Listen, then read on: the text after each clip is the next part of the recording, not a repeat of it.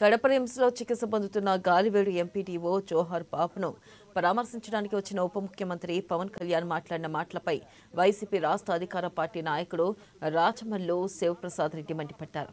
పవన్ కళ్యాణ్ రాయలసీమను ఏదో కాశ్మీర్లో కల్లోలిత ప్రాంతంలా వర్ణించి మాట్లాడుతున్నాడని, ఇక్కడ ఉద్యోగస్తులను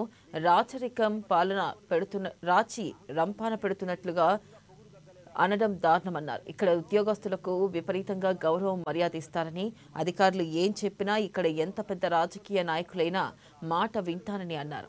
ఇక్కడ దొరికినంత గౌరవం ప్రభుత్వ ఉద్యోగులకు ఎక్కడా దొరకదని తెలిపారు.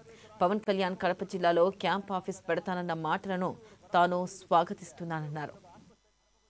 పవన్ కళ్యాణ్ మాట్లాడే మాటలు అది ఎండిఓను పరామర్శించడానికి వచ్చినట్టుందే, ఉద్యోగస్తులకు ఆత్మస్థైర్యాన్ని నింపడానికి వచ్చినట్టుందే, లేదు ఈ ప్రాంత ప్రజలను అవమానపరచడానికి వచ్చినట్టుంది, వైఎస్ఆర్ కాంగ్రెస్ పార్టీ వాళ్ళను దూషించడానికి వచ్చినట్టుంది.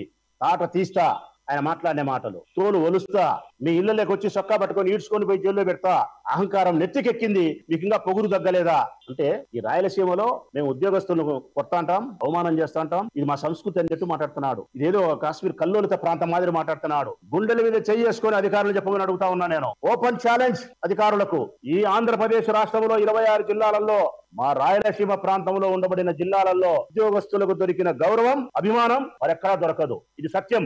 అధికారులు చెప్పమనండి. ఈ జిల్లాలలో పనిచేసే ఏ ఉద్యోగస్తునికైనా, చిన్న పెద్ద ఏ ఉద్యోగస్తునికైనా విపరీతమైనటువంటి గౌరవం ఈ ప్రాంత ప్రజలు ఇస్తారు. వారిని ఎంతో అభిమానంగా చూస్తారు, వారి అవసరాలకు ఉపయోగపడతారు. ఒక అధికారి ఏదైనా ఒక మాట చెప్తే కూడా ఇక్కడ ఎంత పెద్ద రాజకీయ నాయకుడైనా వారి విధి నిర్వహణకు సహకరిస్తారు. కలెక్టర్లకు కానీ, ఆర్డీఓలకు కానీ, ఎంఆర్ఓ